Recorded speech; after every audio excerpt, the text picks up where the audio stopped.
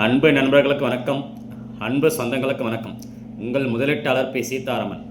அன்பு நண்பர்களே, முதலாளிகள் லாப பணத்தை ஈட்டும் இலக்கிற்கு நமது சம்பள பணம் இரையாகி விடாமல், பலியாகி விடாமல் பாதுகாக்க வேண்டும் என்றால், வளர வேண்டும் என்றால்,